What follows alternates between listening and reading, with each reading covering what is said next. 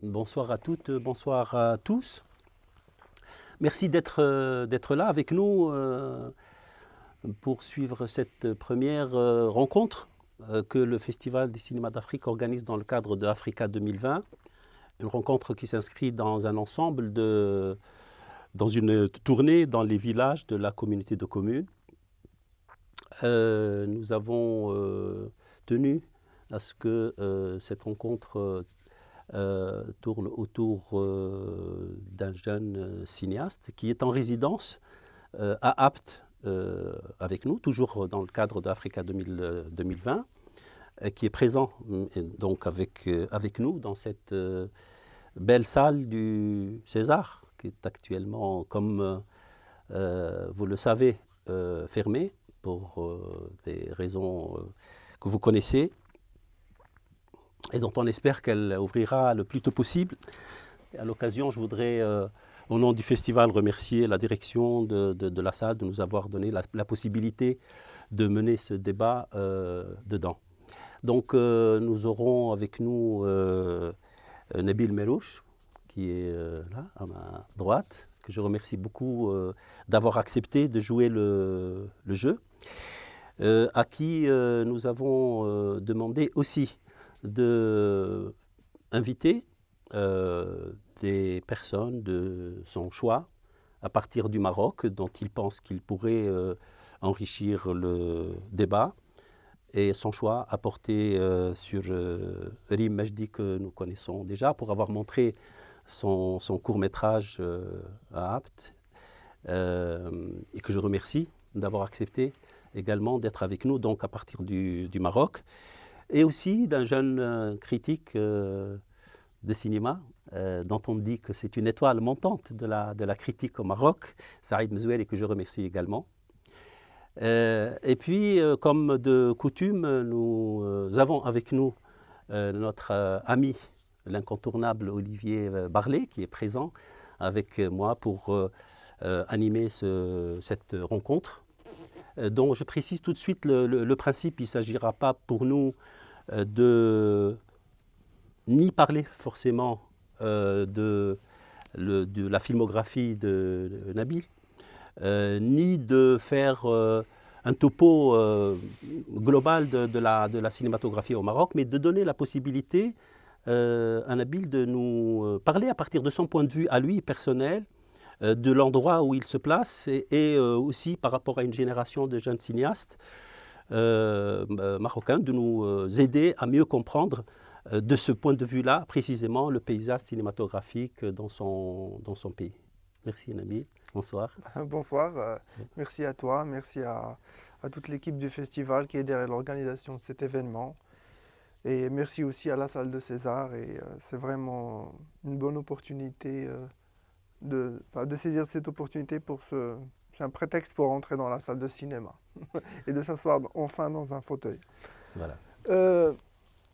Oui, effectivement, c'est pas un endroit où on va faire toute la liste exhaustive des problématiques du cinéma du Maroc, où on prétend analyser ou disséquer le cinéma marocain contemporain, mais c'est plus une discussion par rapport à mon expérience, par rapport à mon parcours, et bien sûr une discussion en écho avec Rim et Saïd, qui vont des fois étayer mes propos, des fois qui ne seront pas d'accord avec moi, j'espère.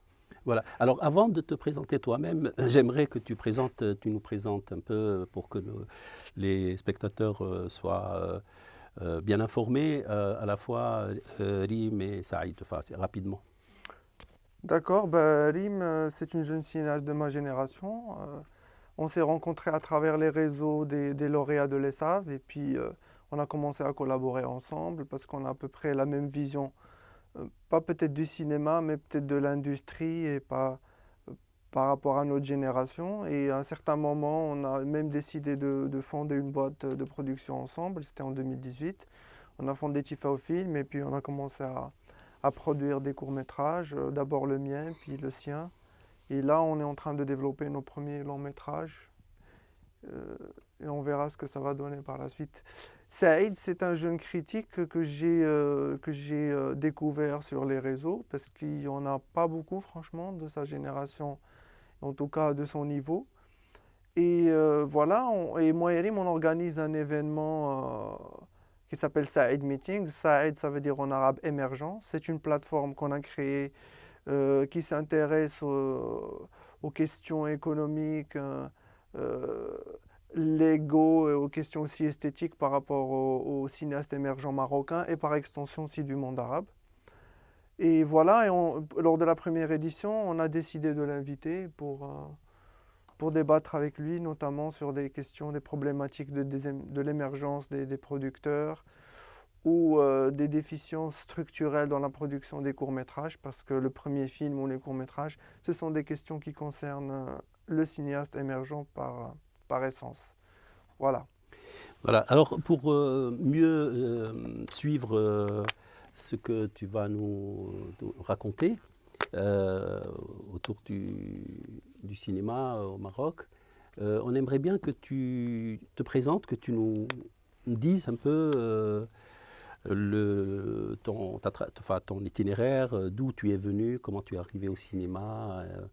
Voilà, nous donner quelques éléments comme ça de présentation biographique qui puissent nous permettre de mieux comprendre après ton approche.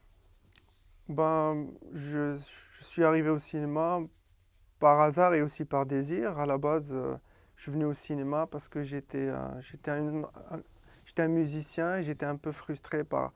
Je voulais faire du jazz, moi je joue de la basse, etc. et j'ai pas pu monter. Tous mes groupes ont échoué au Maroc. Et voilà, j'étais un peu perdu, j'avais peut-être 20, 22 ans, truc comme ça. Et puis j'étais cinéphile aussi parce qu'on m'a inculqué ça dans la famille. Et puis du jour au lendemain, j'ai décidé de venir à Paris pour faire des études de cinéma. Ça a été compliqué, bien sûr, on ne peut pas faire des décisions du jour au lendemain pour faire ça. Mais voilà, les circonstances se sont mises en place et puis je suis arrivé, j'ai fait mes études, je suis rentré au Maroc en 2012. J'ai commencé par un long métrage documentaire sur les événements de juin 81. Ce sont des émeutes de pain au Maroc. J'ai fait ce film dans le sillage, parce qu'à l'époque c'était le printemps arabe et les gens ils descendaient dans les rues pour réclamer des droits, pour réclamer un nouveau contrat social ou un nouveau paradigme politique. Je ne sais pas exactement ce qu'ils demandaient, mais en tout cas ça bougeait beaucoup. Et voilà, je voulais raconter une histoire passée par rapport à tout ça. Après, j'ai commencé à travailler un peu dans le circuit au Maroc, faire tous les petits rôles, de l'assistanat, etc. Tout ça. Et après, j'ai monté la boîte de production avec Rim. Et on a produit le premier court-métrage Géine, qu'on a montré d'ailleurs ici lors de cette résidence. Et puis voilà, et on a enchaîné sur d'autres projets. On est beaucoup sollicité par des jeunes réalisateurs parce qu'il y a une carence absolue dans le profil de producteur au Maroc. Les producteurs sont comptés sur le doigt d'une seule main, et une main amputée même.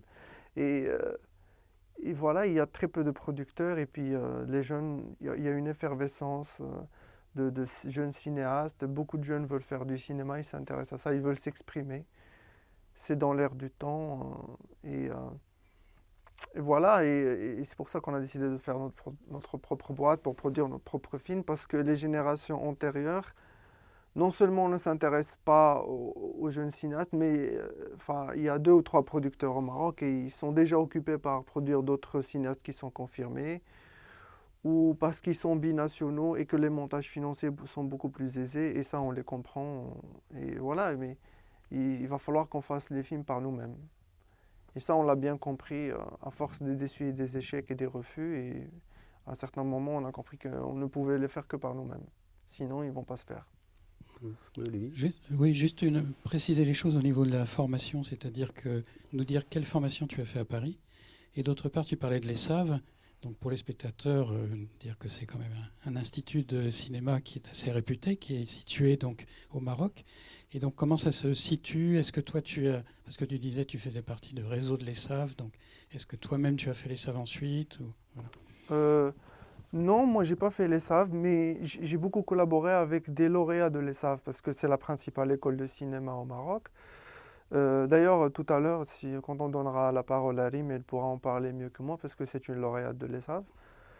Moi, j'ai intégré ce qu'on appelle le Conservatoire libre du cinéma à Paris. C'est une école, apparemment la plus vieille école privée de cinéma en France. C'était les anciens studios de Marcel Carné, dans le 19e arrondissement. J'ai fait un cursus là-bas, puis après j'ai intégré une faculté pour faire une licence de cinéma à Paris-Est, à Noisy-le-Grand. Et voilà, mais puis je suis rentré directement pour faire des films. Ça n'a jamais été pour moi une partie de plaisir, tout cet académisme, etc. J'ai plus appris en discutant avec des cinéastes, en allant voir des films, ou en prenant des films à la médiathèque de Villejuif où j'habitais, que vraiment en allant à la faculté, où on apprend beaucoup de choses théoriques qui sont très, très intéressantes, mais pas pour fabriquer des films, mais peut-être pour réfléchir sur le cinéma. Voilà. Ta deuxième question, c'était? Non, c'était les deux questions, l'ESSAV et la formation à Paris. Sachant que la formation à Paris, effectivement, l'école elle est plutôt pratique, on apprend la technique du cinéma en fait. Oui. Et puis par contre, à la fac, effectivement, la technique du cinéma, elle n'est que théorisée, quoi. Je veux dire, on est dans les bouquins, quoi. On est plus sur la réflexion esthétique, économique et historique du cinéma, alors que dans une école de cinéma, on a ça, mais c'est juste un module parmi beaucoup d'autres. On réfléchit aussi sur l'économie, mais on apprend aussi des métiers pratiques, c'est-à-dire comment on fabrique un film, comment ça s'écrit, les différents genres de films, les bases de la dramaturgie, pourquoi il y a pourquoi les classiques ça marche toujours, pourquoi il y a des navets, pourquoi. Et ça c'est intéressant aussi. Mais c'est sûr que le cinéma, et ça c'est mon avis personnel, que c'est un art c'est pas comme la musique ou les beaux-arts où on apprend à faire de la peinture, de la sculpture. C'est vraiment un art qui s'apprend sur le tas, parce que c'est aussi une industrie et c'est immense. Et il n'y a pas de recette magique pour apprendre à faire des films. On les apprend c'est la volonté en fait. Un diplôme ne peut pas faire un bon réalisateur comme un diplôme à Berkeley peut faire un bon saxophoniste. On ne peut pas faire cette analogie, ça n'existe pas dans le cinéma. Pour moi, c'est un mensonge. Mais Nabil, par rapport à ce que tu disais tout à l'heure au sujet de la nécessité tout de suite ressentie de créer une boîte de production, alors que évidemment, tu avais aussi envie de faire des films.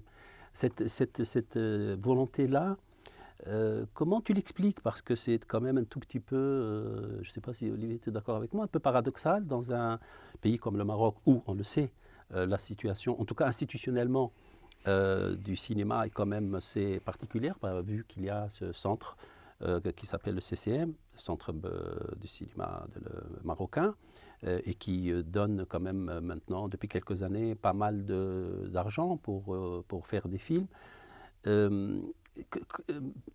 Comment par rapport à ça, et au-delà du fait qu'il n'y a peut-être pas beaucoup de producteurs, comment tu expliques le fait que tout de suite et d'emblée, vous avez ressenti le besoin de vous produire vous-même?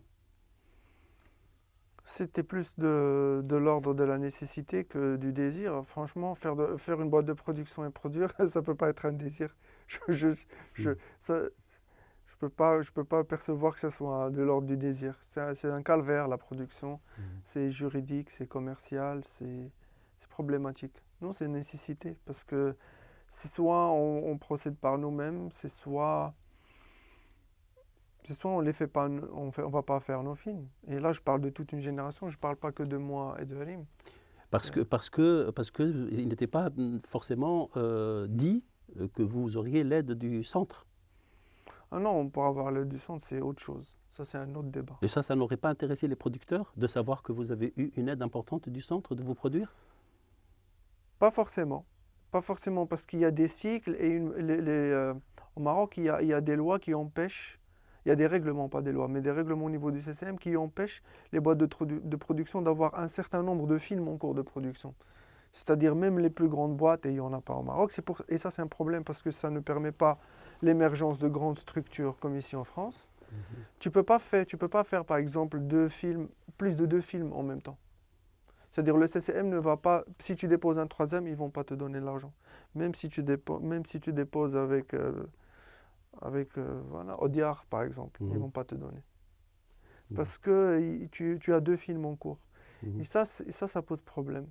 Et en même temps, il y a un double discours au CCM, ils te disent, nous on est contre la multiplication, je ne sais pas comment ils appellent ça en arabe, c'est un peu biologique ou bactérienne, champignons, ils parlent des champignons. Ils ne veulent pas la multiplication sous forme de champignons de boîte, mais en même temps, ils instaurent que des règlements qui empêchent l'émergence de grandes structures, qui peuvent recruter des producteurs délégués ou par contrat, des jeunes producteurs associés. Comme moi, par exemple, j'aurais pu être recruté, moi et Rim, dans de grosses structures, et qu'on fasse jeunes producteurs associés, on s'occupe des producteurs émergents. Mais le CCM ne va pas financer ces films. Parce que lui, chaque boîte ne peut pas avoir plus de tel et tel film en production. Et alors comment se fait-il que depuis le temps, il n'y a pas eu d'autres producteurs? Alors qu'il y a un nombre... Il y en a. Ah. Il y en a, mais ils ont beaucoup de mal à émerger et à faire leurs propres films. Mais ça, on en discutera tout à l'heure. Non, mais justement, parce que ce qui nous intéresse, avant de commencer à parler des films eux-mêmes, justement, parce que c'est ce que dit tout le monde, y compris sur le continent africain, l'exemple marocain est devenu aujourd'hui exemplaire, hein, puisque c'est après l'Égypte, et en même temps à peu près au même niveau que l'Afrique du Sud, c'est le pays qui produit le plus de longs métrages par an, autour de entre 20 et 25. Justement, nous, on aimerait bien... savoir ce que toi et les gens justement de ta génération qui sont confrontés à ce genre de problèmes, notamment au niveau de la production, qu'est-ce que vous pensez qui ne marche pas dans le fonctionnement de ce centre? Oui, beaucoup de choses, mais d'abord, il faut dire les choses positives, parce que sinon on nous taxe de nihiliste chez nous, c'est un mot aussi qui est très récurrent au Maroc. C'est déjà un acquis super de pouvoir redistribuer cet argent aux productions, même si ça ne profite pas forcément au cinéma avec un C majuscule. Mais déjà, ça permet de faire du chiffre, ça permet de faire de la quantité, et ça permet aussi d'entretenir une base importante de techniciens qui servent à autre chose, qui servent notamment à attirer les productions étrangères qui, elles, ramènent de la devise. Ce qui intéresse plus le Maroc, en tout cas une certaine frange de l'industrie au Maroc, c'est d'attirer de la devise. C'est de l'économie avant d'envisager une production artistique et culturelle. Ça, c'est la façade. Et on dit qu'on distribue, par exemple au Maroc, la moyenne, c'est à peu près en euros, 7,5 millions. Entre 7 millions, ils disent qu'ils vont la pousser jusqu'à 10 millions d'euros. De distribution d'argent pour la production. C'est énorme pour un pays de calibre, on va dire, africain, tiers-monde, même si le discours officiel, ils disent que c'est un pays émergent. Mais ça reste quand même beaucoup d'argent. On aide beaucoup les festivals au Maroc. Il y a la numérisation des salles, la création des salles. Tout ça, c'est très positif au Maroc. Après, le problème vient du fonctionnement. Et tout ça, c'est problématique parce que le centre cinématographique marocain est une institution qui est supposée aider et faciliter la production des films. Mais quand on commence à exercer au Maroc, on comprend que c'est une institution contrôlée par des chambres professionnelles où des gens ont des privilèges et ils les protègent par toutes sortes de règlements que même Kafka n'aurait pas imaginé dans ses pires délires. Et ça, c'est ça qui bloque le cinéma au Maroc. C'est des règlements imposés par des chambres. Ce n'est pas le CCM. Le CCM, c'est une institution neutre, bien sûr bureaucratique, arriérée, mais ça va dans toute l'administration marocaine. C'est pas rien que le fait du CCM, c'est toute l'administration qui est sclérosée au Maroc. Mais en plus de cette sclérose, c'est vraiment les chambres qui imposent des règlements de restrictions pour empêcher l'émergence de nouvelles boîtes, de nouveaux réalisateurs, parce que on considère que cette manne, c'est comme un butin de guerre et que voilà, il va falloir le distribuer entre soi. Et ça nous fait 20 films par an, mais qui ne sont pas regardables, à part quelques-uns qui échappent du lot. Et voilà, on se retrouve avec ces situations où le Maroc, dans l'Afrique ou au Maghreb ou dans la région MENA, est l'un des pays qui a le plus de moyens, mais qui fait le plus de films médiocres. Ça, c'est mon avis, bien sûr.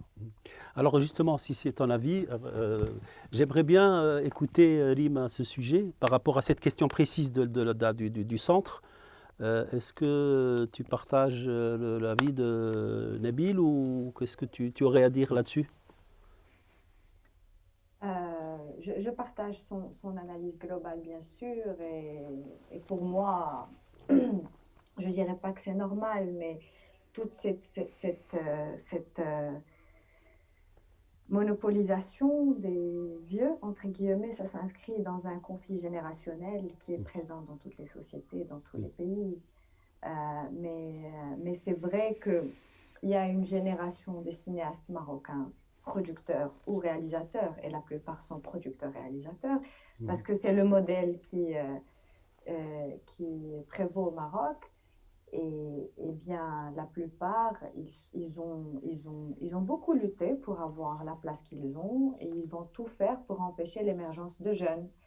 Et comment ils vont faire ça? À travers les chambres, à travers les syndicats, ils vont devoir créer plein de systèmes, dont les systèmes des cartes professionnelles.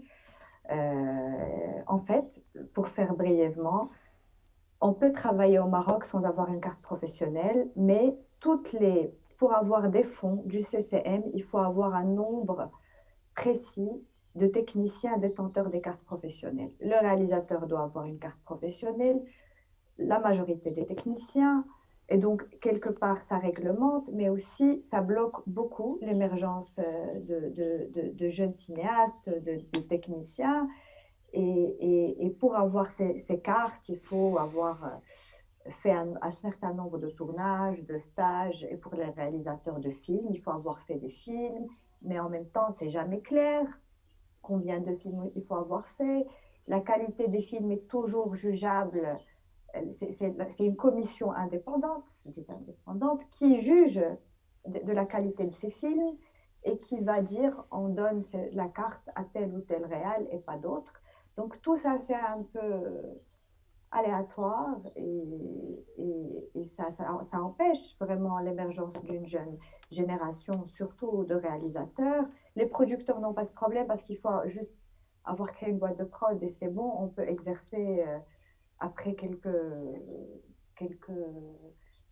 démarches bureaucratiques. Et puis, voilà, donc il y a ce système de cartes parce que pour avoir un fonds, pour un réal, il faut qu'il ait une carte.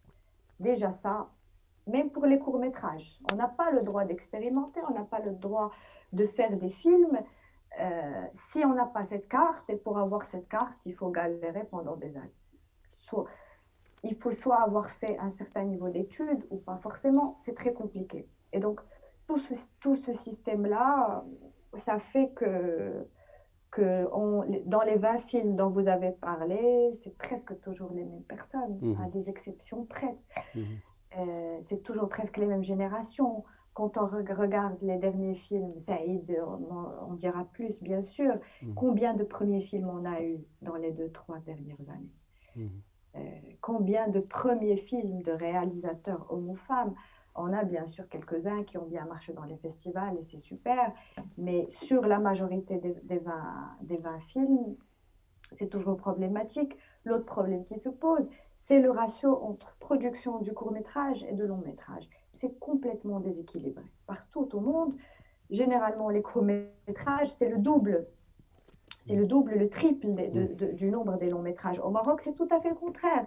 Quand on avait fait le panel à Saïd Meetings avec Saïd d'ailleurs, Les chiffres sont aberrants. Le CCM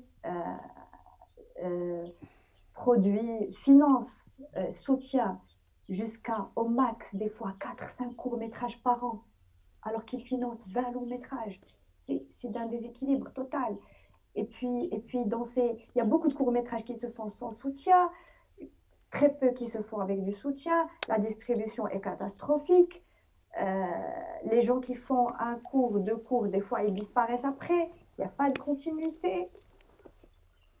C'est vraiment un paysage qui n'est pas cohérent, comme si on n'a pas pu créer un écosystème cohérent et stable. Voilà. Avant de te redonner la parole, Olivier, j'aimerais bien qu'on écoute aussi le point de vue d'un critique, puisqu'il il est supposé avoir quand même une distance par rapport à la production, à la réalisation, pour que tu nous expliques un tout petit peu cette situation assez étonnante et paradoxale dans un pays effectivement envié par les cinéastes du continent, où, contrairement par exemple à l'Algérie ou à la Tunisie, on voit apparaître un nombre, je ne dis pas très grand, mais quand même un nombre important de jeunes cinéastes au Maroc, à part quelques personnalités comme ça très fortes qui arrivent à s'imposer. Enfin, on voit pas arriver effectivement une nouvelle génération, malgré précisément de tous ces moyens mis en place par le centre. Saïd. Oui, absolument. En fait, comme a dit Nabil, on ne va pas cracher dans la soupe. Le fonds d'aide est un acquis indéniable. On sait, surtout quand on sait la situation des cinémas des pays d'Afrique, surtout en Afrique subsaharienne, qui galèrent pour faire un film ou deux films de long métrage par an. Mais il y a beaucoup de dysfonctionnement, beaucoup de bureaucratie dans la loi qui gère le fonds d'aide, c'est-à-dire l'avance sur aux aides, et aussi dans la philosophie. Pour moi, c'est plus une question de philosophie que de loi. Parce qu'en ce moment, il y a une loi qui est en train d'être promulguée pour changer un petit peu le fonctionnement du fonds d'aide. Mais je ne pense pas que ça va beaucoup changer. Ils vont installer un collège pour les premiers films, notamment. Ils vont aussi instituer des bonus pour les films qui vont dans les festivals de classe A. Mais je pense que c'est très insuffisant. Ça reste très insuffisant parce qu'il faut une véritable révolution dans la philosophie même qui gère le fonds d'aide sur le plan de la composition de la commission, par exemple, les gens qui y siègent. Il y a des représentants de certains ministères. Moi, je me dis, qu'est-ce qu'ils font là-bas Pardon, Saïd, tu peux nous donner une idée de la composition de la commission d'aide? Oui, il y a en fait entre 5 et 7 membres qui sont de l'univers des cinémas, disons. Mais il y a des représentants en fait de certains ministères. Jusqu'à quelques années, il y avait le représentant du ministère de Finances, mais heureusement qu'on l'a supprimé celui-là. Donc, mais il reste représentant du ministère de la Culture, du ministère de la Communication, et même le représentant de l'institution de tutelle, qui est le CICR. Moi, je me demande qu'est-ce qu'il fait là-bas aussi, parce que s'il y a des questions administratives, il faut les gérer hors commission. Et la commission doit statuer sur tout ce qui est artistique et à la rigueur sur tout ce qui est économique sur le plan de la société de production et d'autres considérations. Mais comme j'ai dit, la commission n'est qu'un aspect des problèmes. Il y a d'autres problèmes, pas nécessairement à cause des nombres là, des pourcentages des premiers films, parce que je pense que c'est assez satisfaisant de ce point de vue. On finance entre 40 jusqu'à 50% de premiers films dans les 5 dernières années en moyenne. Je pense que c'est très bien, mais quel film? C'est ça la question. Et quel cinéaste auquel on permet de faire des films? Moi, je pense qu'il y a beaucoup à faire sur le plan de la stratégie ou même du fonctionnement pour permettre à des voix singulières de cinéastes d'émerger. Et ça, c'est une question de pratique. Comme m'a dit Nabil tout à l'heure, euh, c'est en forgeant qu'on devient forgeron. C'est en permettant à beaucoup de jeunes réalisateurs de faire des films qu'on va pouvoir donner la parole ou donner la possibilité de faire des films à des voix singulières et des gens qui le méritent vraiment. Et c'est dans ce sens que moi, j'ai un petit peu milité dans ce sens ces dernières années. J'ai notamment créé avec des amis une fédération du cinéma d'amateurs, qui est un petit peu l'émanation d'un festival de cinéma d'amateurs à Stade, qui est très bien. C'est un festival qui a permis à beaucoup de jeunes amateurs d'accéder au professionnalisme entre crochets, même si j'aime pas beaucoup tous ces cloisonnements-là. Pour moi, c'est aberrant. Parce qu'il y a quelques années, moi, je veux vous raconter quelque chose. Il y a quelques années, on permettait aux cinéastes amateurs, aux jeunes, de participer avec leurs films à la compétition du Festival national à Tanger. Et à un certain moment, on a aboli ça.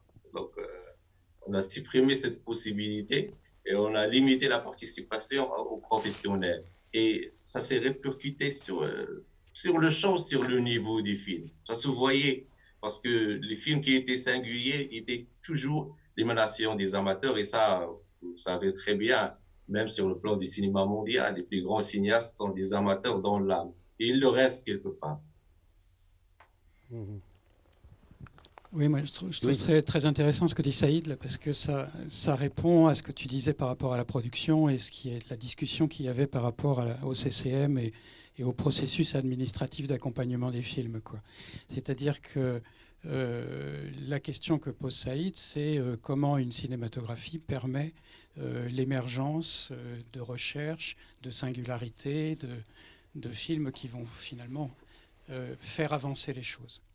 Alors, on a effectivement un système d'aide qui est vertueux, qui est pris en exemple dans l'ensemble de l'Afrique, avec une figure tutélaire de Noureddin Sahil, qui a été pendant très longtemps à 2M ensuite et directeur du cinéma marocain.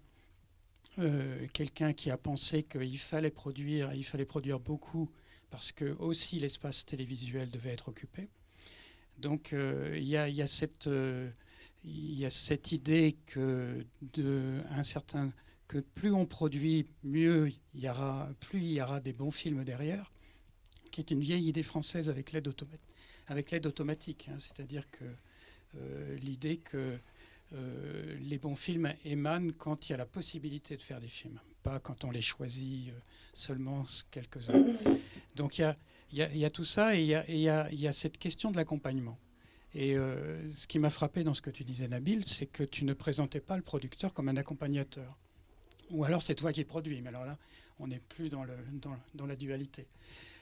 C'est-à-dire que pour moi, un producteur, c'est quelqu'un qui, certes, se pose la question de la possibilité financière d'un film, de trouver l'argent et qui compose aussi avec un public, mais c'est aussi et avant tout quelqu'un qui va accompagner le projet, qui va accompagner le réalisateur, qui va éventuellement le titiller sur des points délicats et qui va le faire avancer aussi. Donc effectivement, si ça manque dans le pays, c'est qu'il y a cette dimension-là qui manque. Et donc ce que dit Saïd par derrière, qui est de dire, eh ben oui, faisons du cinéma amateur parce que c'est là que va pouvoir se développer une singularité, ce qui est effectivement le cas, par exemple, comme on a vu avec tout le mouvement des cinémas amateurs en Tunisie. Toute la question est là, c'est-à-dire comment peut émerger une singularité dans une cinématographie qui a aussi l'ambition tout à fait intéressante par ailleurs de couvrir le paysage audiovisuel. Oui, bien sûr, nous, dans mon introduction, on parlait plus de la manière officielle, on va dire, faire des films dans les normes, c'est-à-dire passer par des guichets, faire des montages financiers et faire des films. Mais bien sûr que dans tous les paysages cinématographiques au monde, il y a une grande partie de films qui se font dans des circuits amateur, les Américains appellent ça, je sais pas, indépendant ou libre, enfin, peu importe l'appellation. Le problème, c'est qu'officiellement, les gens qui détiennent le pouvoir et la décision au Maroc combattent le cinéma amateur par toutes sortes de règlements. Déjà, ils ont peur que ça leur échappe pour des raisons de censure et puis même pour des raisons économiques. C'est-à-dire, si tout le monde commence à faire des films à 5 000, 10 000 euros, 20 000 ou 30 000, ben nous, on va passer pour des Mickey. C'est-à-dire que nous, enfin, au moyen, au Maroc, on fait des films en moyenne à 300 000, 400 000 euros. Donc, par exemple, si moi, je veux faire un film au Maroc, enfin, moi, je ne vais pas parler de moi parce que je suis émergent, on va dire quelqu'un, par exemple, quelqu'un comme Avi Mograbi. C'est un réalisateur de documentaires israélien, très talentueux, etc. Au Maroc, c'est pas un cinéaste. Parce que tu ne peux pas allumer une caméra chez toi à la maison, parler au téléphone avec tes copains dans la bande de Gaza, faire des petits montages, un peu de provocation, faire des films. Non, il faut avoir un certain nombre de techniciens avec toi, un certain nombre de budgets, il faut passer par certains circuits pour que tu puisses avoir un visa d'exploitation. C'est-à-dire Avi Mograbi, s'il fait des films, il peut les mettre sur YouTube au Maroc. Il ne peut pas les sortir dans une salle de cinéma. Légalement, ce n'est pas un film. C'est comme si, on va dire une analogie, c'est-à-dire que pour faire des enfants, il faut un contrat de mariage et un mariage à 100 000 euros. Sinon, les enfants, c'est des bâtards. Le Maroc, c'est comme ça pour les films. Tu veux dire qu'il y a le film classique, quoi. Exactement. Et il y a tout un appareil et un corps de réglementation qui maintient ce paradigme. Mais il y a des gens qui s'échappent. Hein. Il y a des petits... il y a des gens qui sont un peu intelligents, comme L'Asri, il y a un jeune aussi qui a fait un documentaire sans autorisation de tournage, Nadir Bouhmouch, qui est d'ailleurs un film assez dangereux parce que ça parle d'un petit village à côté d'une mine d'argent. Et c'est un problème de pollution, un problème de politique, etc. Il a fait le film sans autorisation, mais hop, il l'a montré à IDFA, il l'a montré à Hot Dogs et à Montréal, et alors là, on ne peut pas l'interdire. C'est dangereux. On ne peut pas l'interdire. Son film est passé dans les festivals et dans les circuits des réseaux de l'Institut français, etc. Et Hicham L'Asri fait pareil à peu près. Il y a des gens qui trouvent des astuces. Et moi, j'invite les cinéastes marocains aussi à réfléchir parce que la censure, tous ces mécanismes-là oppressifs sont une très bonne opportunité pour créer des choses. Ça existe en Iran. Ici lors du cas de cette résidence, on a rencontré Jilani Saadi, un réalisateur tunisien très atypique et farfelu, qui lui aussi réfléchit beaucoup sur ces questions-là et qui a fait des films avec des GoPro. Donc, c'est aussi aux jeunes cinéastes marocains, parce qu'on ne va pas pointer que l'administration ou que les chambres du doigt. C'est nous aussi, en tant que génération marocaine, qu'est-ce qu'on fait pour lutter? À part pleurnicher, tout le monde pleurniche, mais qu'est-ce qu'on fait? Concrètement, qu'est-ce qu'on fait pour faire des films? Bien sûr, il y a la manière classique et suivre les normes, etc. Il faut faire des films, il faut faire la queue devant les commissions pour avoir la carte, faire la queue et attendre quelques années pour faire des films. Mais ça, c'est pas qu'une... Il y a d'autres manières de fabriquer des films. Mais aujourd'hui, avec toute la révolution numérique et technologique, franchement, on est affranchi des questions financières. Bien sûr, on ne peut pas faire des films à 0 dirham, ça n'existe pas. Mais on peut trouver des astuces pour faire un certain type de film ou de genre de film, je pense. Mais, pardon, Olivier, si j'ai bien compris, cette situation serait due à une espèce de décalage entre, en fait, l'institution, je veux dire, en l'occurrence, le CCM, et la réalité de la vie cinématographique. Parce qu'effectivement, si on prend l'exemple de la Tunisie, ça peut aider. En Tunisie, il a toujours existé une fédération très très importante de ciné-clubs. Il a toujours existé, avant même l'IJCC, le festival de Kilibia et la Fédération tunisienne des cinéastes amateurs. Et du coup, on a un mouvement à la fois cinéphilique et de cinéastes amateurs qui existe déjà, si bien que, après, quand il y a des institutions, parce qu'en Tunisie, ça va et ça vient, c'est pas non plus génial, il y a en face de l'institution des jeunes. Enfin, il y a un désir d'abord de voir et un désir de faire des films, et qui fait qu'effectivement, est-ce que par exemple, parce qu'il y a beaucoup de festivals là, enfin, je crois que c'est un pays où le nombre de festivals il est considérable. Il y a beaucoup de festivals qui sont aussi financés par le CCM. Est-ce que tu penses, puisque tu parles aussi de ce côté-là, que c'est l'absence précisément d'une dynamique sociale, associative, de cinéastes, qui explique aussi ce problème?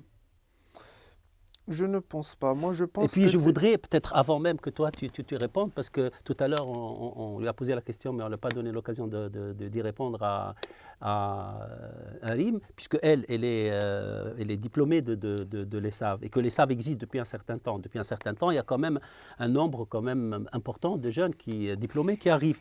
Est-ce que cette école-là, depuis qu'elle a existé, elle n'a pas... qu'est-ce qu'elle a apporté justement? J'imagine qu'il y a beaucoup de jeunes qui sortent de cette école, mais ils sont où? Qu'est-ce qu'ils font? Est-ce que ça change quelque chose? Est-ce que... C'est une bonne question. Oui. Non, c'est très compliqué. Oui.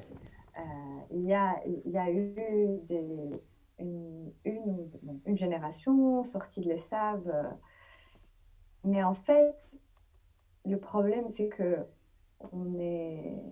on avait en tête un système de production et de production de films, une vision du producteur qui va accompagner, Et quand on est sorti de l'école, la réalité était autre. Il n'y avait pas tout ça.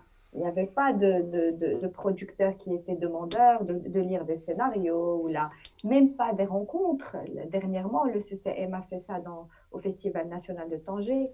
Là, ils sont à la 2e édition pour faire un forum de pitch où des producteurs et des réalisateurs peuvent se rencontrer. Donc, on est sorti de l'école. Qu'est-ce qu'il y avait? On ne pouvait pas rencontrer les producteurs déjà confirmés. Bon, tu peux prendre un email, un téléphone, appeler, essayer, mais on sait que c'est très limité comme système. Donc, c'était plutôt du networking. Il fallait en fait faire partie de cet univers-là, de ce système-là, ce qui est le cas dans tous les pays. Mais ici au Maroc, c'est beaucoup plus cloisonné. C'est beaucoup plus difficile d'y accéder, de rencontrer des producteurs, parce que déjà, comme disait Nabil, les vrais producteurs qui sont dans un processus d'accompagnement créatif sont très peu. Ils travaillent déjà avec des gens plus ou moins confirmés ou des binationaux. Et les autres sont tous des réalisateurs producteurs. Donc eux-mêmes, ils essaient de se sauver la peau. Donc on est livré quelque part à nous-mêmes. Et l'autre problème, c'est qu'il y a, tu viens de dire ça, Tahar, il y a une réelle absence de l'esprit collectif. Et ça, c'est un problème qu'on a relevé avec Nabil et d'autres amis. C'était très difficile de travailler ensemble et de se dire, voilà, faisons un collectif, essayons de tourner des films avec 0 dirham, essayons de se fédérer en association. Ça n'a jamais marché. De mon expérience personnelle, là, ça commence à marcher, mais bon, je suis sortie il y a des années, ça m'a fait combien? Je ne vais pas dire le nom, mais ça fait des années déjà. Donc,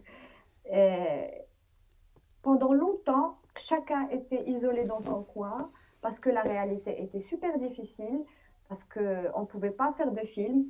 J'en reviens à mon point du court-métrage, parce que c'est très important. Vous dites le cinéma amateur, ça permet toujours une diversité et un nouveau souffle pour les cinémas partout au monde. Mais je dis aussi que, oui, c'est vrai, mais il y a aussi le court-métrage qui est une grande école. Nous, on a été amputés de ça. On nous a empêchés de faire des courts-métrages comme tous les jeunes du monde, juste pour expérimenter, parce qu'il fallait avoir la carte. Et pour avoir cette carte, il fallait faire des films. C'est le serpent qui se mord la queue. Pour faire film, il faut avoir la carte. Et pour avoir la carte, il faut faire des films. Ouais. Voilà, donc c'est très compliqué.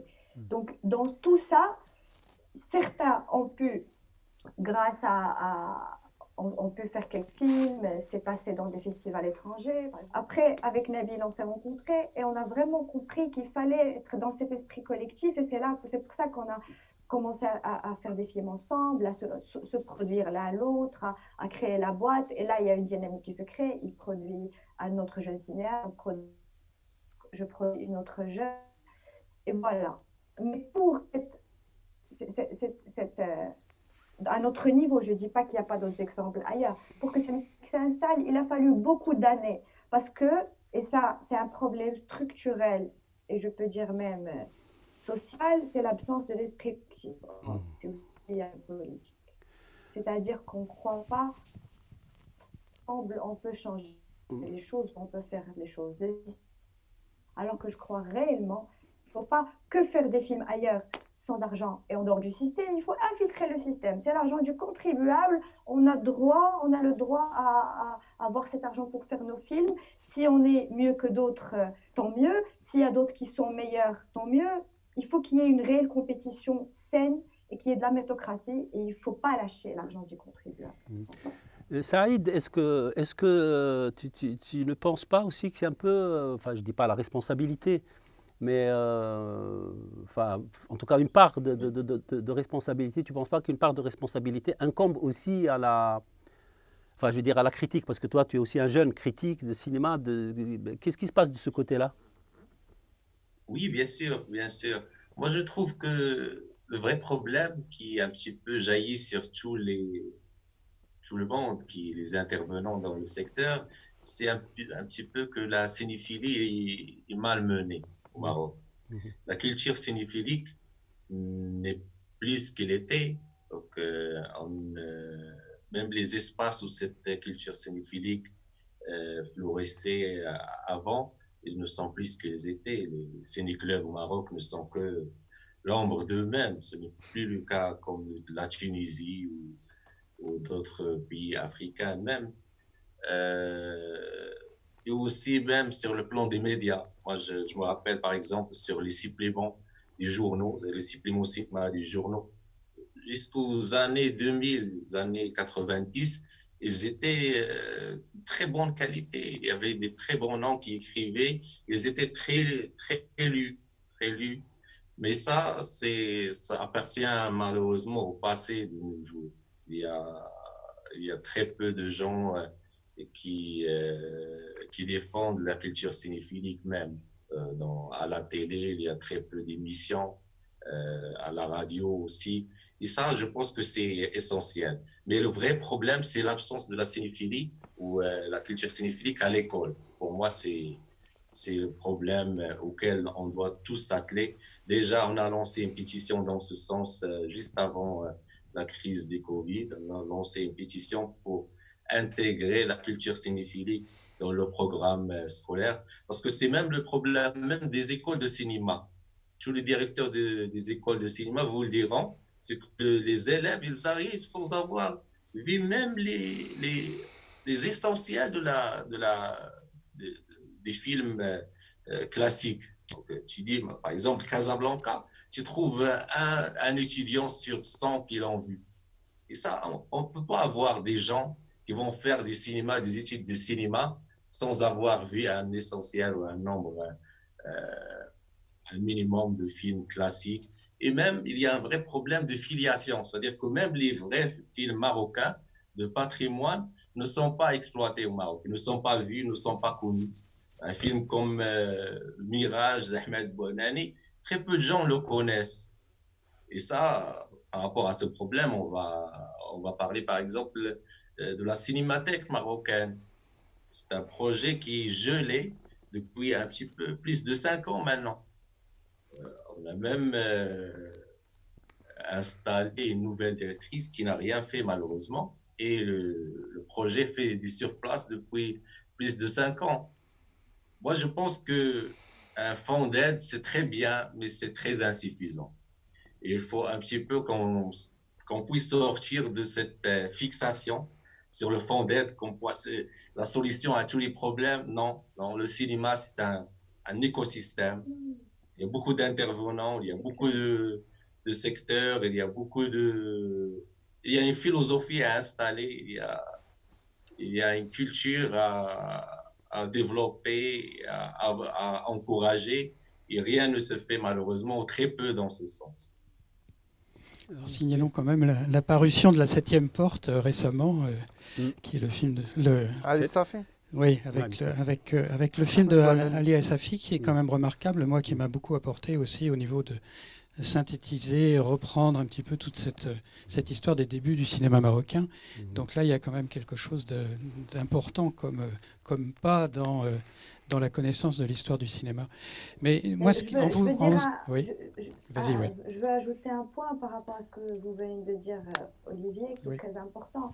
C'est que l'une des raisons, et ça c'est un diagnostic qui n'est pas juste le mien, l'une des raisons de l'absence de cet esprit collectif entre les jeunes cinéastes et l'une des raisons pour lesquelles cette émergence ne s'est pas faite à un niveau collectif, c'est qu'on a été coupé de notre histoire et de notre histoire, de notre histoire du cinéma et de notre histoire culturelle.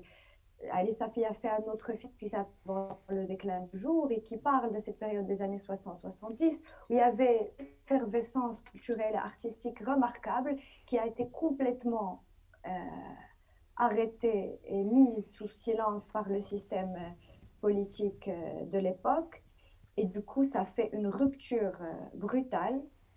Et ça fait que beaucoup de Marocains, qu'ils soient cinéastes ou pas, ne connaissent rien de leur histoire culturelle, de l'histoire de la production artistique et cinématographique marocaine, et qu'on a l'impression tous de commencer à zéro, alors que ce n'est pas vrai, alors qu'on vient de quelque chose, qu'on est attaché à des traditions et on est attaché à une histoire, et ne pas en être conscient, je crois que c'est l'une des raisons qui font qu'on est dans cette impasse-là. Ouais. Oui, d'ailleurs, le film d'Ali et Safi, celui dont vous parlez, donc pour le déclin du jour, il est visible sur Arte en ce moment jusque peu de temps encore, courant du mois d'avril. En vous écoutant, ça me faisait penser à un vieil article des Cahiers du cinéma qui demandait pourquoi le cinéma a émergé d'une façon aussi forte en Argentine. Et qui répondait, il y avait une bonne revue de critique, il y avait un bon festival de cinéma et il y avait une bonne école de cinéma. C'est-à-dire 3 lieux où se pense le cinéma. Et parce qu'un festival, il y a de l'adrénaline là-dedans, on discute des films, une école, c'est pareil, et une revue critique, c'est pareil. Et s'il n'y a pas et c'est un petit peu ce que vous exprimez là, c'est-à-dire s'il n'y a pas cette dynamique, cette émulation permanente comme ça, eh bien le cinéma a du mal à se renouveler, a du mal à avancer et à explorer de nouvelles capacités de parler du monde d'aujourd'hui.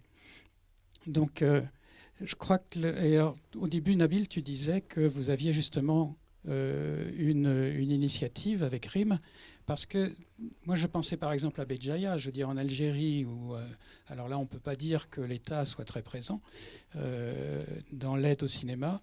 Eh ben, il y a des lieux qui existent, qui sont des lieux de pensée, des lieux de monstration aussi du cinéma, et qui permettent finalement à un certain nombre de cinéastes quand même d'émerger et de trouver leur voie.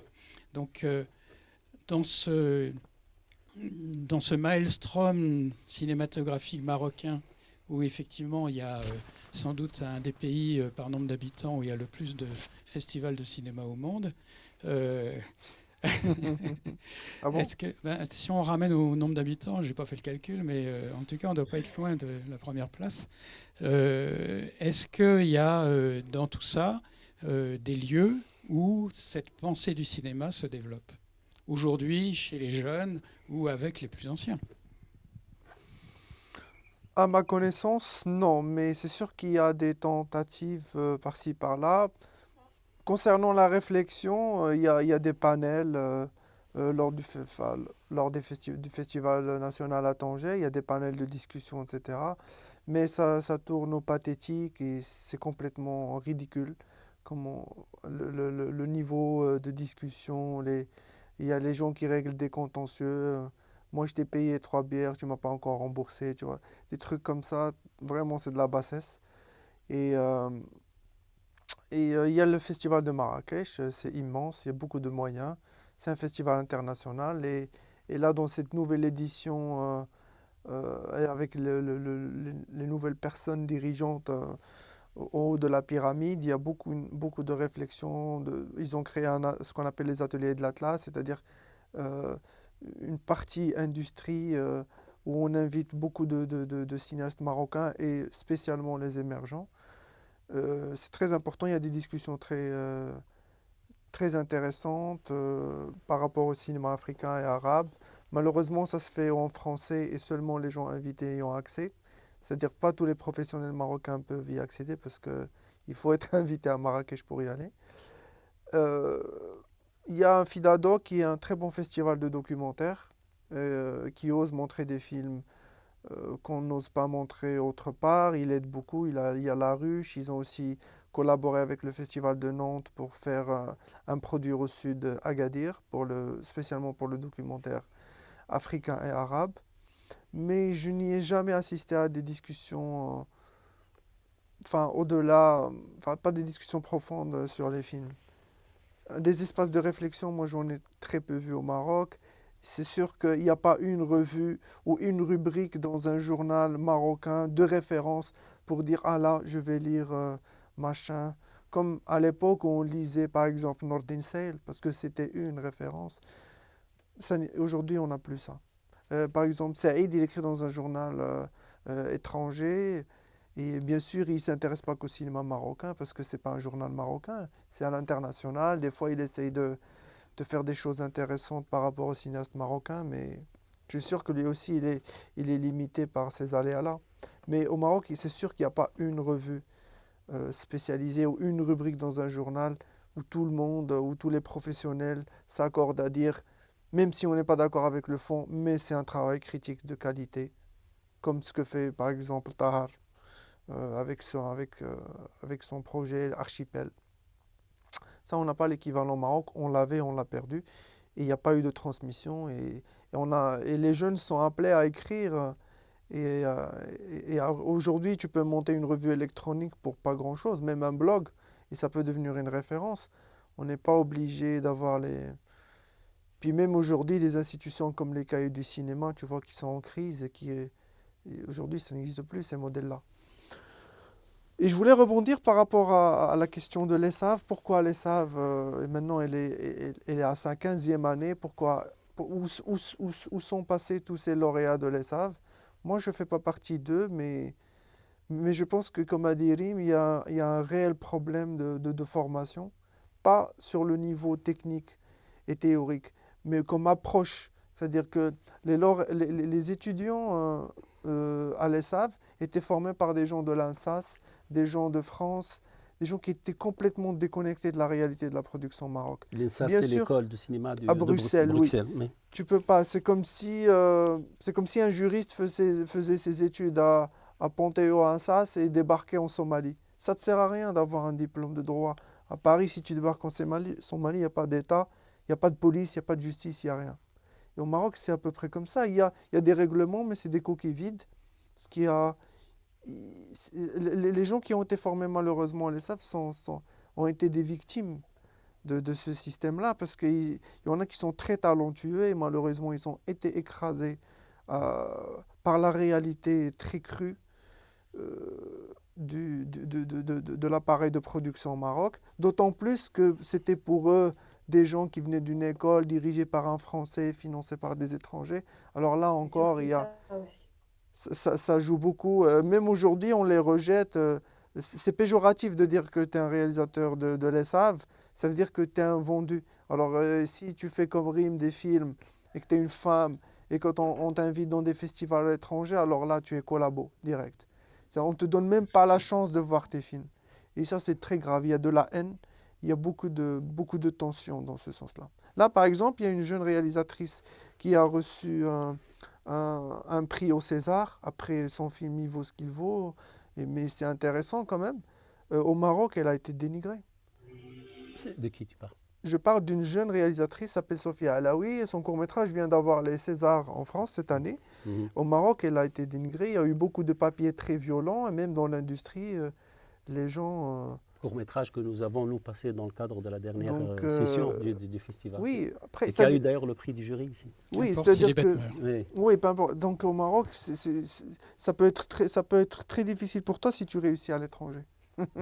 Alors, Nabil, venons-en à la question, j'allais dire, comme ça, esthétique, c'est-à-dire de l'imaginaire de cette jeunesse, parce qu'effectivement, quand on connaît un tant soit peu, ce qui se fait, à ce niveau-là, quand on a vu le film de Rime, quand on a vu le film de Ladikhi, Hichem, quand on a vu ton film à toi, qu'on a eu l'occasion de aussi présenter dans le cadre du ciné-club ici, dont on a parlé, on voit bien qu'il y a, quelque chose de différent et de qualitativement, on va dire, différent de ce qui précède, d'une façon générale, hein, ne soyons pas trop simplistes. Comment, puisqu'on parlait tout à l'heure de l'histoire et de cette rupture dans la conscience que l'on pourrait avoir de l'histoire du cinéma, comment tu pourrais, toi, selon tes connaissances, on posera la question tout à l'heure à Saïd, comment tu pourrais définir justement, on va dire, cet imaginaire un peu bridé, un peu empêché par rapport à celui qui a dominé jusqu'ici? Qu'est-ce qu'ils apportent de nouveau au niveau des thématiques, au niveau de l'esthétique, au niveau de la démarche cinématographique qui soit à ce point différent de ce qui est déjà en place? Moi, personnellement, je ne pense pas que l'imagination ou la créativité des jeunes cinéastes marocains soit bridée. Peut-être si elle est bridée, c'est leur faute à eux-mêmes, quoi. Je crois pas. Je crois plus que cette rupture a malheureusement produit une sorte de bâtardise esthétique, on va dire. Dans le mouvement des jeunes cinéastes marocains, il y a pas une cohérence. Et ça peut s'expliquer par plusieurs phénomènes. Premièrement, la rupture, c'est-à-dire qu'il n'y a pas eu de transmission par rapport au cinéma qui s'est fait jusqu'aux années 80, parce que dans les années 90, c'est là où je pense, et selon moi, il y a eu un problème. Et c'est déjà, nous, on est des enfants de la globalisation, on est des enfants du VHS, de la parabole, et puis des DVD piratés, et puis par la suite, aujourd'hui, tu peux télécharger la filmographie de Stanley Kubrick en un clic.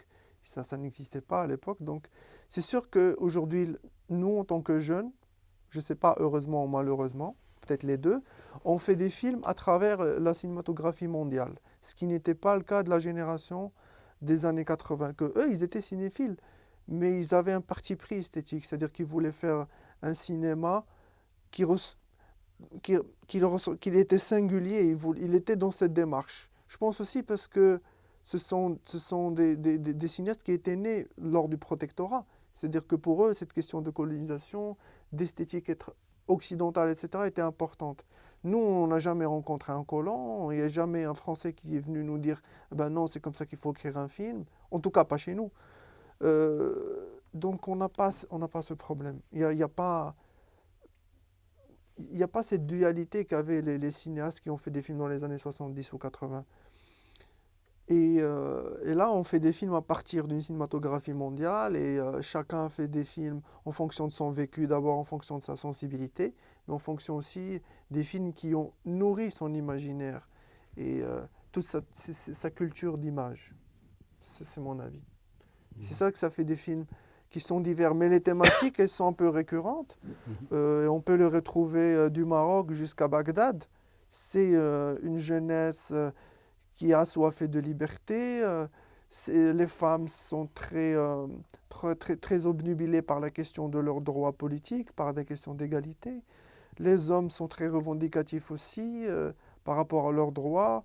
Il y a une aspiration à la liberté.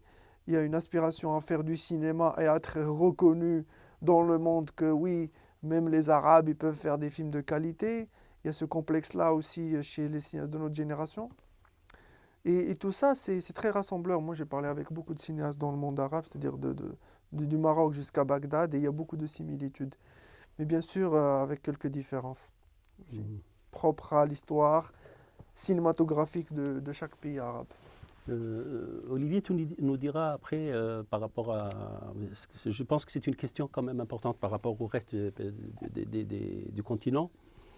Par rapport, parce que on voit bien qu'il y a quand même une génération assez différente, qui a un imaginaire assez...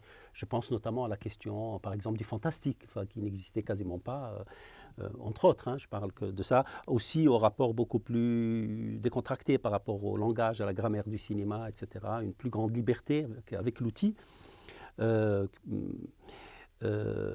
je voudrais que Saïd, qui lui, c'est un observateur, j'imagine, puisqu'il est critique, il puisse nous aider à mieux comprendre ce qui se profile, je veux dire, à l'horizon, et qui pourrait peut-être constituer, si les choses allaient un peu mieux, une espèce d'imaginaire nouveau, qui serait propre à cette génération, indépendamment évidemment de la qualité des cinéastes. Ça va de soi. Au fait, pour un peu lier ça à ce qu'on disait tout à l'heure dans la première partie de notre discussion, le problème au Maroc, c'est qu'il y a un ventre mou qui ne font ni les festivals de première classe, ils ne font pas non plus des recettes au box-office. C'est ça, c'est-à-dire qu'il y a chaque année 2, 3 jusqu'à 4 films qui sont très bien sur le plan artistique, et qui vont dans des très bons festivals et qui représentent très bien le Maroc sur le plan mondial. Et il y a d'autre part 2, 3 jusqu'à 4 films de comédie généralement qui font des recettes dans des salles qui sont ce qu'elles sont. Le problème de salles au Maroc, de parc de salles aussi, est très important. On doit le soulever parce qu'on a 76 écrans. Je crois que c'est très insuffisant pour parler d'un box-office déjà. Et c'est très en dessous de ce que doit être un vrai marché pour que le marché puisse jouer son rôle dans une vraie industrie cinématographique. Donc voilà, tout ça pour dire que les vrais films, ce sont justement ceux-là qui sont issus d'une vraie vision de réalisateur derrière. Et dans ça, c'est très compliqué en fait. Il y a des réalisateurs malheureusement qui ont une vraie vision sur la société marocaine qui est très compliquée. Moi, je pense à des films, on a fait un sondage avec mon ami Mohamed Bakrim pour un petit peu, on l'a appelé 10 films, des critiques des années, c'est-à-dire pour avoir les meilleurs films sur la décennie 2010-2020. Et on a eu des films, en fait, les films auxquels on s'attendait, le film de Leila Kilani sur la planche qui est en première position. Il y a 2 films de Fawzi Ben Saïdi, il y a 2 films de Hicham Al-Asri, un film de Mohamed Mouftakir. C'est des noms qui ont une vraie vision intéressante sur la société marocaine. Et pour avoir une vision intéressante, il faut avoir justement la cinéphilie pour pouvoir la tacler, la saisir, parce que c'est très compliqué une société. Par exemple, un des marques de notre société, c'est la collision entre l'idéologie islamiste et le marzen comme idéologie politique. Et tous les films, soit directement, soit indirectement, ils parlent de ça. Mais pour parler de ça, il faut en avoir les moyens. On parlait subtilement, on parlait d'une façon indirecte. Et il y en a des réalisateurs qui y arrivent, mais c'est pas suffisant pour moi. Pas suffisant parce que le potentiel du Maroc, c'est au-delà de tout ça. Donc, on doit faire au moins une vingtaine de très bons films chaque année. Et pour ça, il faut faire 50 films. C'est comme le cas en France. On fait 200 films par an. Il y en a 20 de très intéressants et 6 jusqu'à 10 de très bonne qualité en moyenne. Oui, tu parles de Mohamed Bakrim, c'est un bel exemple de récupération du système, c'est-à-dire c'est quelqu'un qui était quand même extraordinaire dans ses articles dans Libération autrefois, et puis qui ensuite a été bras droit de Noureddin Sahil, donc au CCM, et qui du coup a arrêté son activité critique. Alors il a repris maintenant qu'il est à la retraite et il ressort des livres, mais il y a... Il n'a pas arrêté, mais il n'écrivait pas autant. Eh ben oui, il n'a jamais arrêté. Il écrivait toujours à la Libération. Oui. Et c'est très peu suivi. Et il était un petit peu très gêné par sa fonction oui, il officielle. voilà, il pouvait pas avoir Une plume officielle, oui. Mais ça montre un petit peu aussi qu'est-ce qui s'est passé dans le pays, un petit peu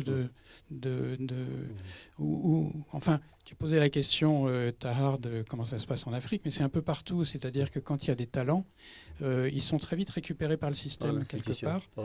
Pas pour des mauvaises intentions d'ailleurs, hein, c'est pas pour leur fermer le bec, mais c'est parce qu'on cherche des gens compétents, etc. Et que du coup, dans des pays où il n'est pas toujours facile, ce qui n'est pas le cas de Bakrim, hein, mais je veux dire, pas toujours facile de gagner sa vie, ben, on va avoir un certain nombre de talents qui sont finalement pris par le système administratif. Mais ce que tu disais par rapport à la question de l'imaginaire et de la mondialisation de l'imaginaire, parce que tu parlais un petit peu de ça, ça on le retrouve partout, bien sûr. Avec quand même aujourd'hui, et de plus en plus, et je pense qu'on en discutera avec Jean-Louis Anselme dans la discussion qu'on aura bientôt, la question de comment on arrive à se situer dans un monde de plus en plus mondialisé en étant soi-même quand même. C'est-à-dire, où est le soi-même? Comment on le définit?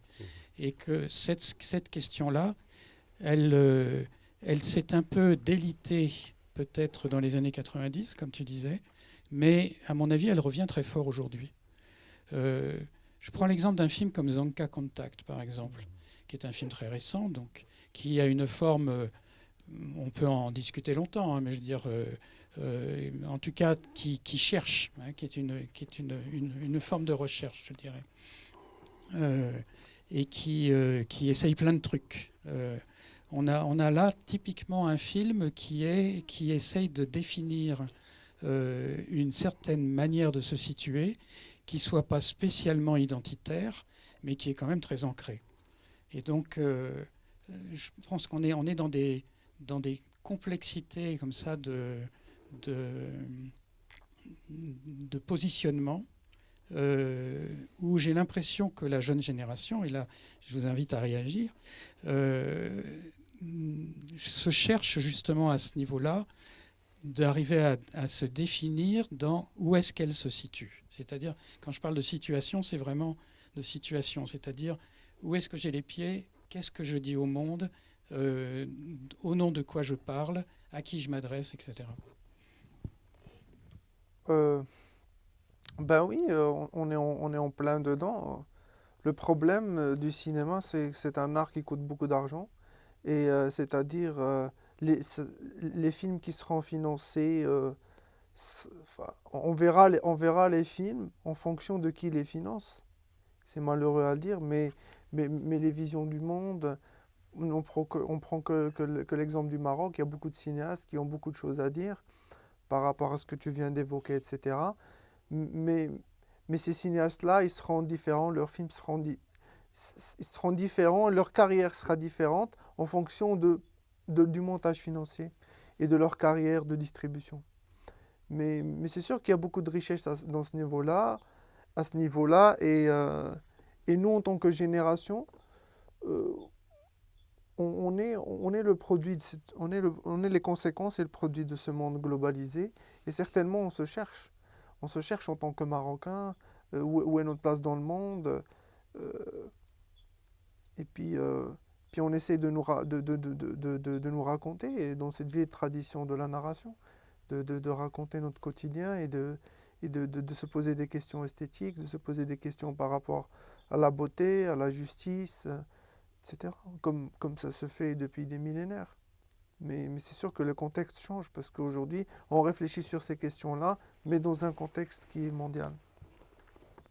Est-ce qu'il est important pour toi? Oui, pardon. Par rapport à ce que tu disais, Olivier, par rapport à ce positionnement esthétique dans les films, il y a quand même dans cette nouvelle génération, et je le vois, un regard d'intérêt à quelque chose qui vient des origines traditionnelles, un nouveau repositionnement par rapport à un imaginaire collectif et un inconscient collectif qui a été longtemps oublié, notamment les contes, le côté fantastique, comme tu as évoqué. On voit beaucoup de films qui viennent de la région, mais aussi du Maroc, qui explorent ce qu'on appelle, avec des mots qui viennent de la pensée occidentale fantastique fantasy, mais qui pour nous, ce n'est pas ça, ça fait partie de notre réalité. C'est quelque chose qu'on a vécu depuis petit, c'est des contes ou des histoires auxquelles on a cru pendant longtemps et certains y croient encore. Donc c'est juste qu'on a finalement osé dépasser la sacralité du cinéma social, du cinéma qui se veut engagé, qui était dominant, comme disait Nabil, dans les années 90. Et cette nouvelle génération ose dire, en fait, ça ne m'intéresse plus de parler que des droits des femmes de manière aussi directe, ou des droits de l'homme, ou de la violence, mais vraiment d'aller autrement et de partir à travers des dispositifs narratifs ou esthétiques qui nous rattachent à un imaginaire et à un inconscient plus traditionnel, mais à travers un nouveau prisme qui est aussi du cinéma américain, du cinéma mondial, du cinéma de genre. C'est vraiment un nouveau repositionnement qui passe à travers d'autres esthétiques et d'autres cinémas pour regarder une réalité qui a été toujours nôtre et qu'on n'a pas beaucoup osé aborder parce que pendant longtemps, on a pensé que notre patrimoine, que nos histoires ancestrales étaient chouma, c'était honteux de penser comme ça, c'était honteux d'avoir de la superstition. Déjà, le mot superstition est problématique. On avait gardé pendant longtemps ce regard colonial sur nos traditions, alors que, encore une fois, dans les années 60 et 70, les cinéastes, les premiers cinéastes n'avaient pas, puisqu'ils étaient, comme disait Nabil, dans une pensée vraiment post-coloniale, dans une critique, dans une envie de se libérer, il y avait du fantastique, il y avait des histoires populaires, il y avait beaucoup plus de richesse que ce qu'on a vu dans les années 90. Et je crois que par rapport à nous, on est en train de revoir ça avec un autre regard et d'essayer de l'aborder. Oui, très bien. Et juste pour oui, rebondir à ça, parce que c'est très intéressant ce que dit Mariam sur sur des films un petit peu d'obédience sociale, parce que comme vous savez, même historiquement, il y avait beaucoup de films sociaux qui étaient un petit peu dans cette mode de vague, c'est-à-dire le vague des films de femmes, des vagues des films qui taxent un petit peu les années de plan, et ainsi de suite. Et ça, c'est parmi les méfaits des fonds d'aide. C'est-à-dire que les gens, sans pouvoir être animés par un sujet, par un souci, sans avoir porté un projet, un vrai projet de cinéaste, ils estiment qu'ils peuvent parler d'un problème social et ils vont au fonds d'aide pour pouvoir financer leur film. Et c'est ça le corps des problèmes. Et heureusement, comme j'ai dit, qu'il y a des films comme Sur la planche, des films profondément sociaux. Il parle du problème de la femme, de ses droits et tout ça, mais tout en relief. Il y a un personnage de femme très complexe. Elle a ses points d'ombre, c'est pas une figure d'ange. Il a un vrai regard sur le monde qui est très compliqué, qui est magnifique, mais ça, on n'a pas beaucoup de Leila Kilani, malheureusement. Merci Saïd. Alors peut-être pour finir, parce qu'on peut continuer évidemment cette discussion et aller davantage en profondeur dans les détails, mais qu'est-ce que l'un et les autres, l'une et les autres, toi, Nabil, Rim et Saïd, qu'est-ce que je ne veux pas vous limiter, mais en quelques mots, qu'est-ce que tu penses qu'on devrait, couvre ce que tu veux, faire pour sortir de cette situation? C'est quoi les urgences, à la fois, je ne sais pas, institutionnelles ou culturelles, auxquelles tu penses a priori pour que voilà, ça explose, quoi? Je ne crois pas qu'il est possible de faire un ménage de printemps. C'est trop tard, je pense, parce que les- il y a des cinéastes, des jeunes cinéastes de notre génération qui s'inscrivent dans cette tradition et ils ont adopté, hérité la même culture héritée par les chambres et par, on va dire, la nomenclature du cinéma au Maroc. Je ne crois pas que c'est possible de faire un- un ménage de printemps. Moi, je suis assez pessimiste et je pense, même par rapport aux collaborations, etc., au travail collectif, je pense que les films qu'on va voir de notre génération, ça va être des efforts individuels. Il y aura pas de synergie, il n'y aura pas de réforme. Et ça, c'est mon avis. Mais qu'est-ce qu'il faut faire? Beaucoup. Si moi j'avais le pouvoir, je ferais beaucoup de choses. Déjà, il faut libéraliser. Déjà, ce mot est très simple, il est très moderne, très occidental. Il faut libéraliser. Il faut arrêter ce mélange de mkhzen et de soviétisme. L'étatisme, c'est une catastrophe au Maroc. C'est une catastrophe. Dans tous les secteurs, et en premier le cinéma. Parce que c'est le secteur où je travaille. C'est terrible. Et puis c'est aux cinéastes de prendre leur caméra et de réfléchir sur les moyens de production de leur époque, comme ça s'est fait à la nouvelle vague dans les années 50 et 60 ici en Europe, en France. Il faut qu'ils réfléchissent sur les moyens de production, de diffusion. Il y a les plateformes et qui créent, qui parlent d'eux-mêmes et qui se remettent en question. Et aux critiques aussi de se remettre en question, de prendre leur plume et d'éditer ce qu'ils ont à éditer, et puis aux penseurs aussi.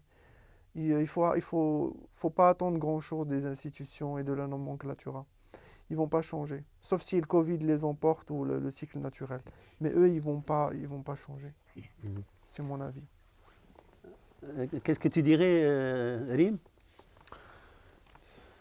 Il est trop Rigole. pessimiste toujours. Je le trouve trop pessimiste. Et bon, bah, je suis pas d'accord. Je suis d'accord dans le sens où il faut à la fois ne pas attendre des solutions miracles des institutions, mais en même temps lutter pour. Il faut infiltrer le système, il faut parler, il faut se fédérer en association, parler au CCM et dire nos revendiquer. Parce que si on revendique jamais, on n'aura rien. On attend quoi? Qu'ils nous donnent tout, ils vont jamais le faire. C'est à nous de revendiquer des choses simples, petit à petit, et en même temps, en parallèle, faire des films en synergie collective, parce que j'y crois.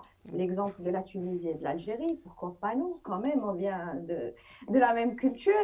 J'y crois vraiment, il faut faire des films ensemble, il faut penser avec nos moyens de production, ne pas rêver tout le temps et vouloir faire des premiers films qui coûtent beaucoup, beaucoup trop d'argent, ça c'est clair. Mais moi, je crois dans une approche pluridisciplinaire qui se passe, qui se passe en même temps sur plusieurs fronts. Voilà, il faut lutter sur plusieurs fronts, à la fois individuellement et collectivement, et ne pas se laisser faire ni par la bureaucratie, ni par le pessimisme, ni par la dépression. Je Il suis faut pas juste se dire, pessimiste.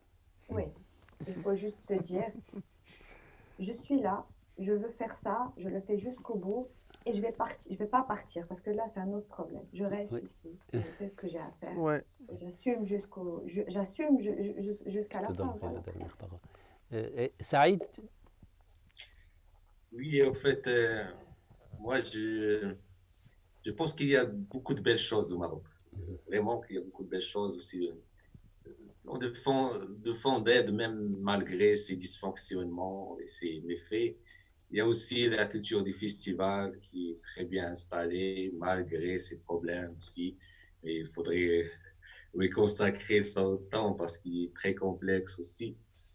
Il y a de belles choses, mais il y a beaucoup de choses à faire aussi. Moi, quand j'ai parlé de cinéphilie, je pense que ça doit être notre cheval de bataille. Ça doit commencer par l'école avant tout.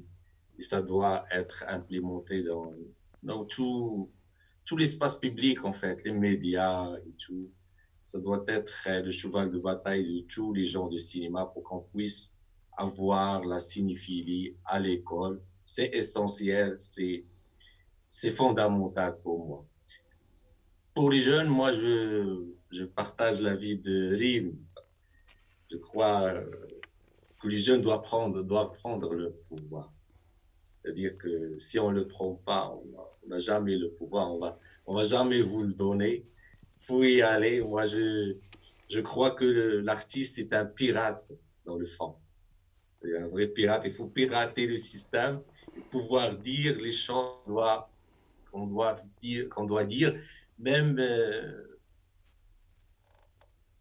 dans le système avec ses méfaits, avec ses dysfonctionnements. Il faut pouvoir dire les choses sur la société marocaine, sur ses problèmes. Il faut porter la parole de ces gens marginalisés. Il y a beaucoup de choses à dire au Maroc et il faut que les jeunes se saisissent de ces thèmes-là. Ils les disent coûte que coûte et sans prendre en considération euh, tous ces entraves que leur font les officiels et même les critiques. N'écoutez personne, dites ce que vous voulez dire et n'écoutez personne. Olivier, tu aurais quelque chose, une dernière question à poser à Nabil ou une réflexion? Oui, non, juste en réaction comme ça serait... enfin, ce qui est... Au fait, au début, tu avais dit que vous aviez un peu une initiative, Oui, que vous lanciez un petit peu quelque chose, ouais, parce que au fond, le problème, c'est de ne pas être seul. Hein. Je veux dire, dans un système comme ça, qui a toutes les perversités qui ont été étalées là, l'enjeu, il est de se regrouper, il est de réagir, il est de pouvoir...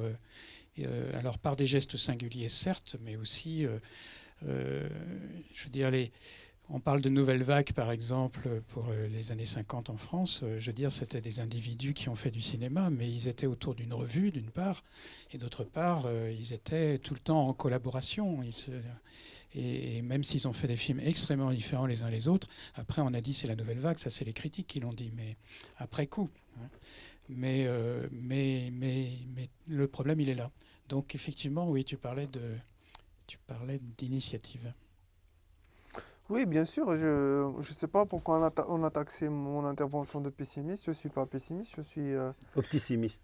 Non, non, non, non, je suis réaliste et je dis qu'il faut partir de cette réalité pour penser quelles sont les initiatives qui vont nous permettre de nous affranchir de cette réalité. Parce qu'on ne va pas pouvoir la changer. Et ça, sur ce point, si vous pensez que c'est du pessimisme, vous pouvez essayer. Oui, mais qu'est-ce qu'on fait? Concrètement, bien sûr qu'il y a tout ce travail-là de l'éducation à l'image dont parlait Saïd, la question de la revue, pourquoi il n'y a pas de revue au Maroc aujourd'hui même, une revue sur laquelle peuvent collaborer tous les Maghrébins, ou je ne sais pas, ou même les gens ici en France qui s'intéressent au cinéma maghrébin, marocain. Et quant à la production, moi je le dis, je le réitère, qu'il est possible de fabriquer des films sans passer par le circuit officiel. Il y a même des Marocains qui l'ont prouvé, moi j'en ai cité deux, je peux en citer beaucoup. C'est possible. Le problème, il est dans la tête des jeunes cinéastes marocains aussi. Et ça, c'est l'un des effets pervers quand il y a de l'argent dans des systèmes. C'est-à-dire que les gens deviennent un peu paresseux et bras cassés. C'est-à-dire que si moi, j'ai pas l'argent, je fais pas. Pourquoi l'autre, il est médiocre et il reçoit parce qu'il connaît quelqu'un et moi, on me donne pas. Et puis, on reste coincé à déprimer dans son coin, à pleurnicher dans son boudoir. Et les années passent. Et puis on fait pas de film. Oui, il est possible de faire des films. Il faut le croire. Il faut le croire, il faut se rassembler avec les gens qui veulent travailler ensemble. Ils sont très peu. Et il faut continuer à bosser. Moi, je crois en très peu de choses à part le travail. Je pense que le salut vient du travail. Il faut travailler et accepter la réalité et essayer de s'en affranchir. Il ne faut pas essayer de la changer. Parce que le Maroc, historiquement, il faut le dire, c'est une gérontocratie. Les vieux sont très respectés. On a une culture de fatalisme, etc. Et c'est pas un hurluberlu avec sa caméra qui va changer l'histoire d'un vieux pays et la culture. Tu peux t'en affranchir, il faut être malin pour s'en affranchir et faire des films, et essayer de sortir son épingle du jeu, comme on dit ici. Voilà. Voilà donc le mot de la fin qui n'était pas si pessimiste que ça. Ben, tu vois. Mais voilà. Merci Nabil. Merci à vous, beaucoup merci à vous. de nous avoir aidé à, en tout cas, mieux comprendre ce qui se joue au Maroc. Merci à Rim de nous avoir donné de ton temps. Merci à Saïd. J'espère qu'on se reverra prochainement dans d'autres occasions. Merci. Voilà, Merci beaucoup. Merci à Olivier de nous avoir accompagnés. Et puis à bientôt. Bonsoir.